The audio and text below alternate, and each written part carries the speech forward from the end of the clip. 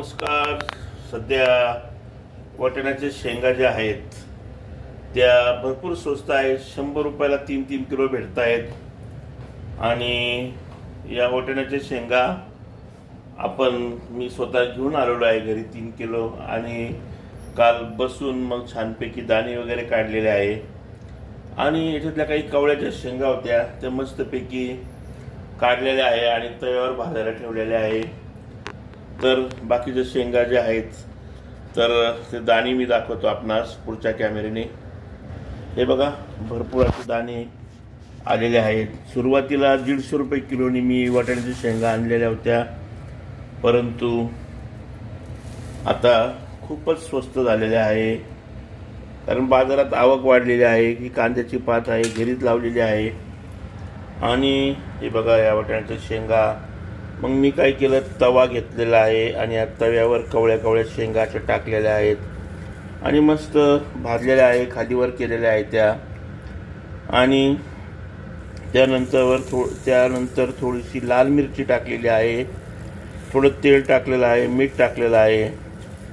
आणि अतिशय छान अशा या वाटाण्याच्या शेंगा झालेल्या आहेत. लय भारी, एकच नंबर. खूप टेस्टी आणि मस्त लागतात खाण्यासाठी.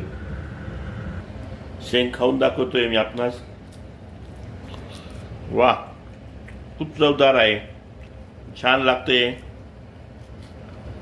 आपण देखील बनवू शकता आणि छानपैकी शेंगा खाऊ शकता, आनंद घेऊ शकता. मस्त छान लागतात. सध्या गाजरं स्वस्त आहेत. गाजराचा हलवा देखील आपण करू शकतो आहे. आणि रानमेवा आहे हा शेतातला. शेतकरी राजाला खरोखर भाव भेटला पाहिजे, परंतु कसं आहे, आवक वाढली का भाव कमी होतो. आता सध्या टमाट्यांना चांगला भाव आहे, कोथिंबीरला चांगला भाव आहे, पण टमाटे नाही शेतकरी वर्गाकडे. हे असंच असतं, काय करता.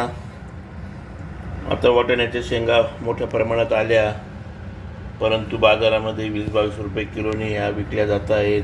आणि 100ला 3 किलो शेतकरी वर्गाला खरोखर परवडण्यासारखं नाही आहे. शेतकरी वर्गाकडे खरोखर दुर्लक्ष होतंय सरकारचं.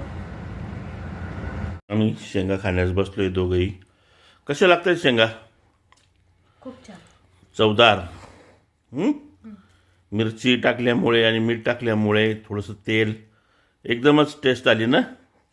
वाटाणा स्वस्त आहे सध्या. वाटाण्याच्या शेंगा खाल्ल्या पाहिजे सर्वांनी, खरोखर आहे की नाही. मस्त लागतात.